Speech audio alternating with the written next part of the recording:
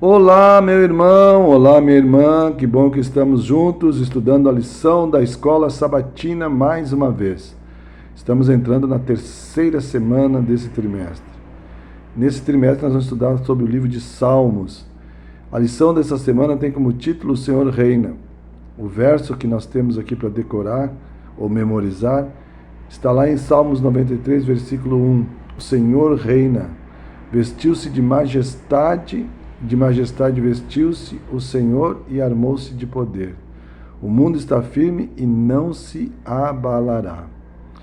O livro dos Salmos sustenta firmemente a crença fundamental no reino divino soberano. O Senhor criou, o Senhor sustenta tudo que o criou. Ele é o Rei soberano sobre o mundo inteiro, governa o mundo com justiça e retidão. Esse é um Deus tremendo.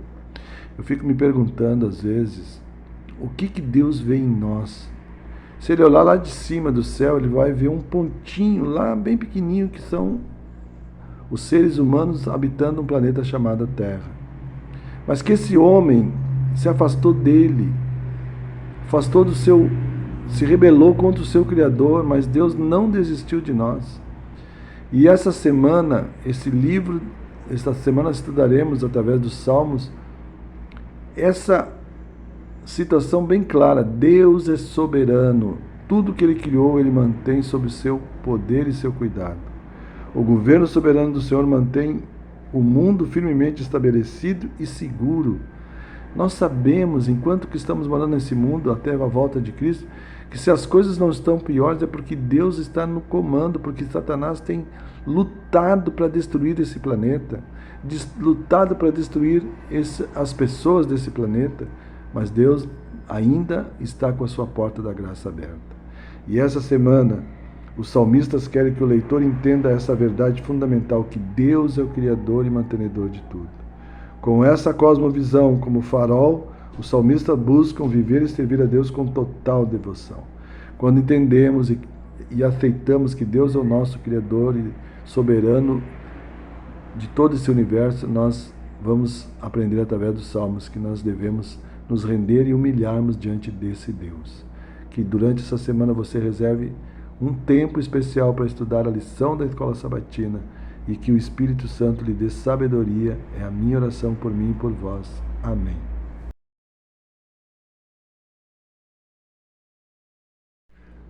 Domingos.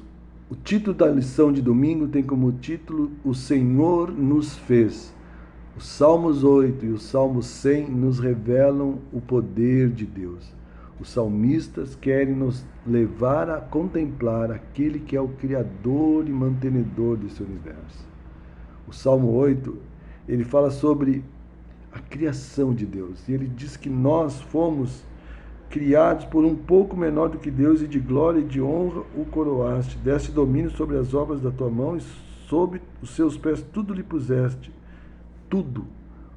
Todo animal terrestre, todas as plantas, todas as aves, todos os peixes. Deus concedeu ao homem a autoridade sobre toda a sua criação. É verdade que nós lá no Éden poderíamos ter ali reafirmado esse poder, mas nós perdemos através da desobediência. A criação também testifica do amor de Deus. Tudo que existe deve a existência a Deus, que também sustenta a vida. Salmo 95, 7. As expressões seu povo e rebanho do seu pastoreio revelam o desejo de Deus de um relacionamento estreito com seu povo. Deus não quer apenas... Ele não criou a gente, criou um mundo, colocou pessoas e olha, você fica aí porque eu vou cuidar das outras coisas. Não. Deus nos amou tanto que nós nem podemos entender por que Ele nos ama. Ele nos amou tanto que Ele, mesmo quando nós pecamos, quando nós falhamos, quando nós matamos o Filho de Deus na cruz do Calvário, Deus continua nos amando e oferecendo a salvação, porque Ele é o sustentador de todo esse universo. Nada do que existe nesse mundo pode existir sem a ciência de Deus. Somente o Criador tem poder de abençoar e fazer com que seu povo cresça. Portanto, Ele é o único digno de adoração e confiança. Eu não entendo, irmãos, mas nunca fiz isso, mas eu não entendo como é que uma pessoa desvia a sua vida, o seu pensamento de Deus para adorar uma imagem. Deus, Ele é o nosso Criador, sustentador, é aquele que cria, aquele que mantém, aquele que vai, que salva, que perdoa, aquele que está intercedendo por nós. E um dia nós estaremos na sua presença adorando esse Deus Todo-Poderoso. Por favor, meu irmão, tire tempo para estudar a lição. A lição termina fazendo o seguinte: a criação revela a glória divina, mesmo após o pecado, e os salmos apontam somente para Deus como digno de adoração. Que nós possamos adorar esse Deus Todo-Poderoso e sermos Jesus a todas as pessoas na nossa vida, hoje e sempre. Amém.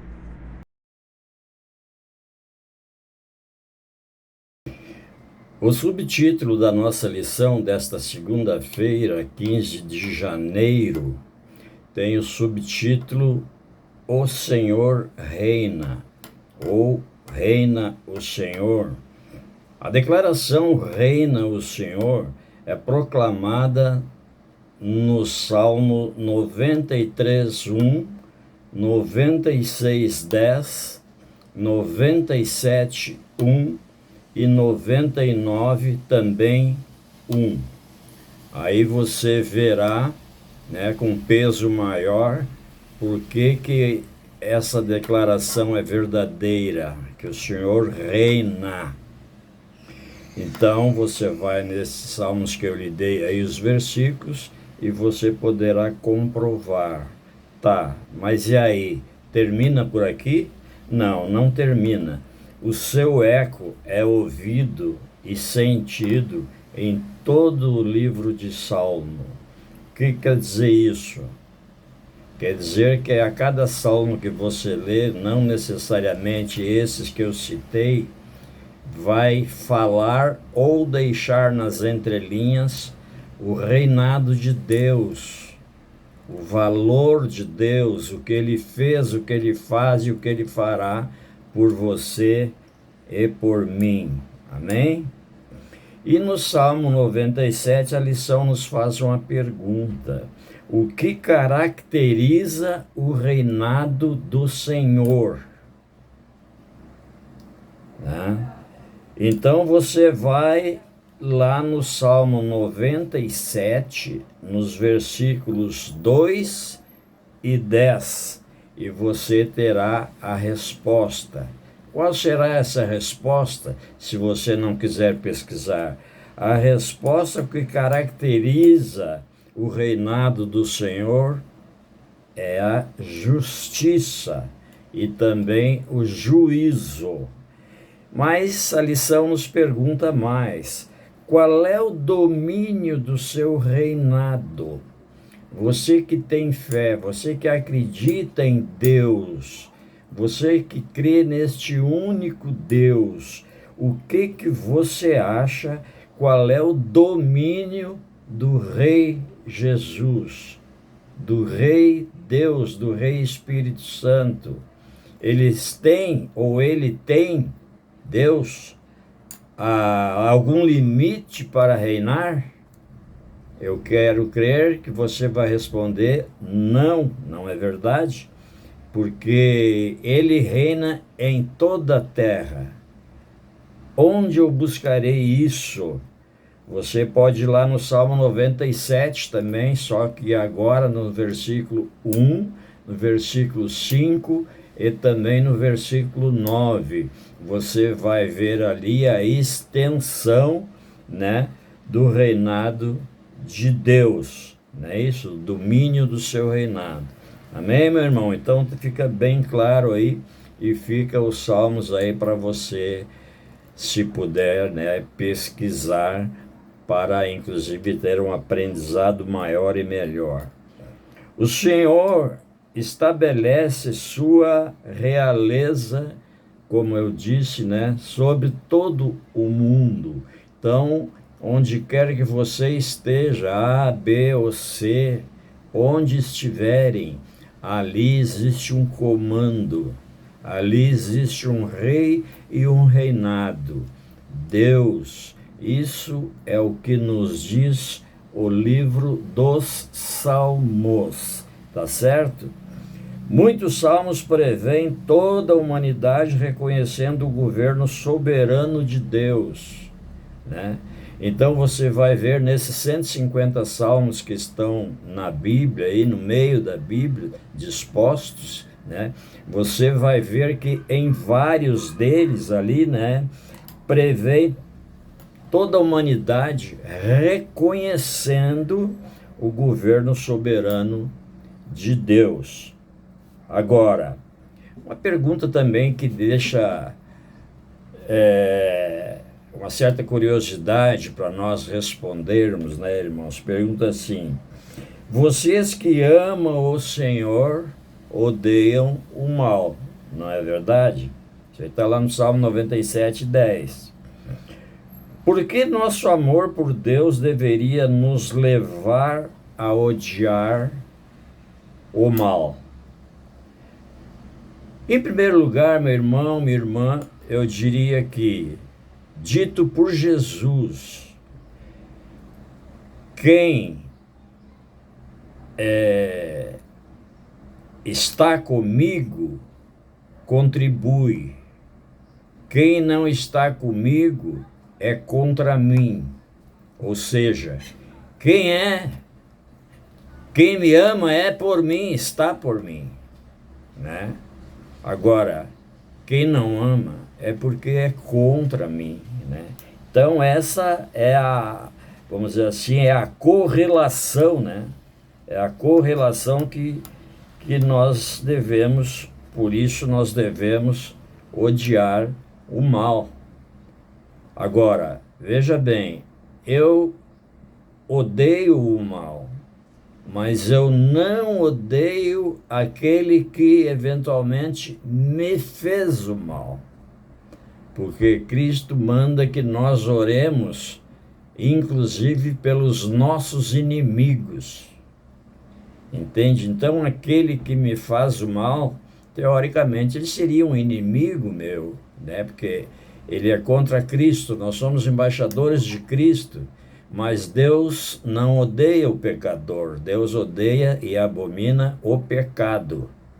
Então eu tenho que perdoar esse irmão. Então essa é a correlação que existe entre o bem e o mal. Deu para você entender, meu irmão? Então tá, na próxima lição aí nós nos encontramos. Daqui um pouquinho mais.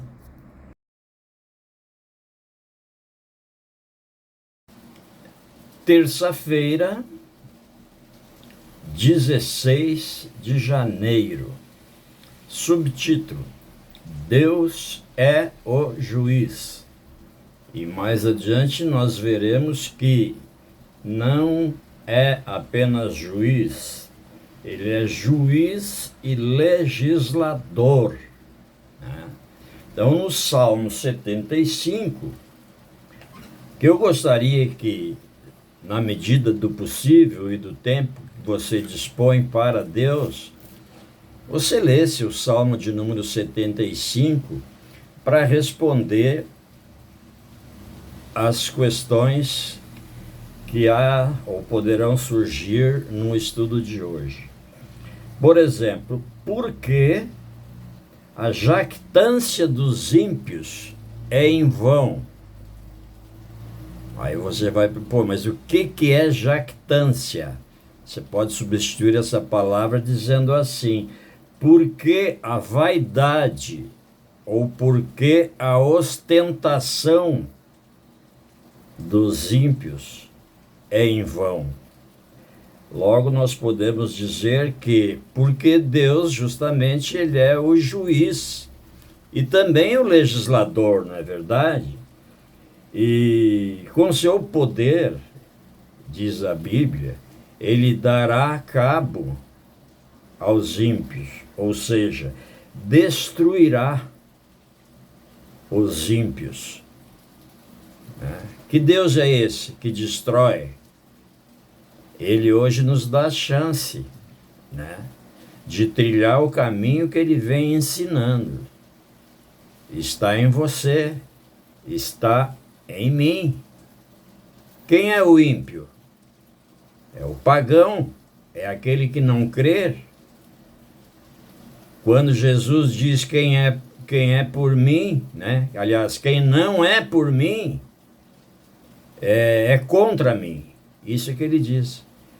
E o ímpio é para Jesus? Ele está para Jesus? Não, tão logo. Então ele está contra Jesus. Então por isso, na hora do juízo, ele será destruído. Palavras da nossa Bíblia. A Bíblia diz que ele é legislador lá no Salmo 99, versículo 7. E juiz no Salmo 98, versículo 9. E também no capítulo 97, versículo 2. Para você pesquisar e para você ter ciência, né? Então, nós vemos ali que ele é o Rei do Universo, o Senhor, que julgará o mundo e dará cabo ao mal. O que é dar cabo? É dar finalização, é o que eu disse anteriormente, é a destruição. Eu vou dar cabo nessas frutas, nesta maçã, nessa pera, porque está quase estragando, eu vou dar cabo nelas, vou comê-las todas, entendeu? Isso é dar cabo. Então, o senhor virá pela segunda vez para dar cabo ao governo do mal. Tá bom assim, meu irmão? Deu para entender até aqui? Agora, o livro dos Salmos, diz a nossa lição, ela antecipa uma alegria que nós não teríamos não crêssemos em Deus. É uma antecipação da alegria, né, que nós recebemos nos juízos divinos. Está lá no Salmo 67, 4. E diz mais: como o juízo de Deus pode ser uma boa notícia para pessoas cobertas pelo sangue de Cristo, né? Como a nossa alegria pode acontecer antecipadamente se nós estamos cobertos pelo sangue de Cristo? Ora, meu irmão, essa alegria antecipada acontecerá para você e para mim numa condição: se a gente estabelecer uma fidelidade para com Deus e para com os muitos salmos que nós lemos, as promessas que ali estão, inclusive essa promessa de uma alegria antecipada, mas nós temos que, para isso, para ter esse direito, nós temos que trilhar os caminhos de Deus, obedecer, ler a Bíblia, ser fiel. Enfim, uma série de coisas que não precisa, obviamente, eu dizer aqui, porque você está cansado de saber, né? Porque a finalidade do sangue de Cristo na cruz foi exatamente e principalmente a expiação dos teus e dos meus pecados, não é verdade? Por isso essa alegria é uma boa notícia, né? Quem é que não gosta de ouvir uma boa notícia? Então vamos dizer assim, uma via de duas mãos. Eu posso receber essa notícia? Eu posso me dirigir por aqui? Podes. Só que aí não é o caminho para a salvação. Então eu tenho que saber onde ando. Eu tenho que pesquisar, eu tenho que buscar na Bíblia qual é o melhor caminho, meu irmão. Então, um ditado que corre por aí, e você pode ter já ouvido isso, diz assim, ó: não há almoço de graça. Então me parece que com as coisas de Deus, parece que tem também algumas exigências. Em última análise, ele diz que quer o seu coração. Mas o coração simboliza o quê? Simboliza o nosso amor, a nossa vida, o nosso caráter, né? O coração é a via central do ser humano. Então, para onde ele está voltado? Tema de agora, sempre atentos à sua aliança. A aliança, o acordo que nós temos com Deus, o pacto que nós manifestamos perante o Criador, a sua lei, as suas orientações. Estar atentos. A atenção nos leva a caminhos perigosos em qualquer aspecto da vida. Imagina a desatenção no trânsito, imagina a desatenção no trabalho, imagina a desatenção no contexto familiar. Com certeza as consequências são trágicas. No contexto espiritual não é diferente. Se não estivermos atentos à aliança de Deus, entraremos em território perigoso e amargo. Preste atenção no conteúdo de Salmos, capítulo 94, verso 14, que diz assim: pois o Senhor não há de rejeitar o seu povo, nem desamparar a sua herança. Veja bem, o Senhor não deixa desamparar o seu povo. O Senhor não rejeita o seu povo.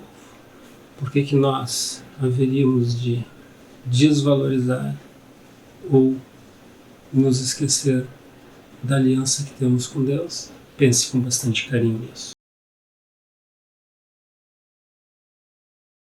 Próximo tópico: seus testemunhos são fiéis. Jesus é a representação máxima da verdade. Consequentemente, a palavra de Jesus e o testemunho constante nas Escrituras são autênticos, são verdadeiros e são fiéis. Acompanhe comigo aquilo que está lá em Salmos, capítulo 19, verso 7, que diz assim: a lei do Senhor é perfeita e restaura a alma. O testemunho do Senhor é fiel e dá sabedoria aos simples. Ou seja, a lei do Senhor é perfeita. Os seus estatutos são dignos e coerentes e transmitem confiança. Por quê? Porque nós temos um Deus cuja essência é o amor, cuja essência é a verdade. E o amor, quando combinado com a verdade, produz esperança. E o que a humanidade precisa? Esperança. Portanto, toda vez que você se defrontar com o livro de Salmos, você tem uma fonte incrível de esperança. E o que nosso planeta precisa hoje? De esperança. Vamos fazer o encerramento do nosso estudo. Podemos concluir que o livro de Salmos nos conduz a refletir sobre a identidade de Deus, sobre a sua fidelidade, sobre aquilo que ele coloca como diretriz, como orientação para o seu povo. E que nele podemos buscar o refúgio, podemos buscar a fortaleza. Quanto mais nós estudamos o caráter divino, mais nós temos certeza de que nós estamos tratando e entrando em contato com um Deus interessado pela raça humana. Um Deus que coloca a sua essência, que coloca aquilo que tem de melhor à nossa disposição, que coloca o seu próprio Filho para ser sacrificado por cada um de nós, sacrificado por conta dos nossos pecados. E sempre possamos refletir nisso, na bondade e na misericórdia de Deus, através das orientações que Ele nos dá, incluindo aí a sua própria lei, que é reta, que é santa, que é justa e que é boa, palavras da própria Escritura. Que Deus esteja te conduzindo, te amparando, te resguardando, você e sua família, e nos encontramos na próxima semana com um novo estudo. Até lá. Tchau, tchau. Senhor Deus, muitas vezes olhamos ao redor e não conseguimos enxergar nada. É muita dor, é muita tristeza. Mas nós sabemos, Pai, que Tu estás aí. E sabendo que estás aí, ao nosso lado, nós pedimos, Pai, por favor, segure a nossa mão. Aperte forte, Pai. queremos continuar confiando, vivendo o Evangelho. Por favor, em nome de Jesus. Amém.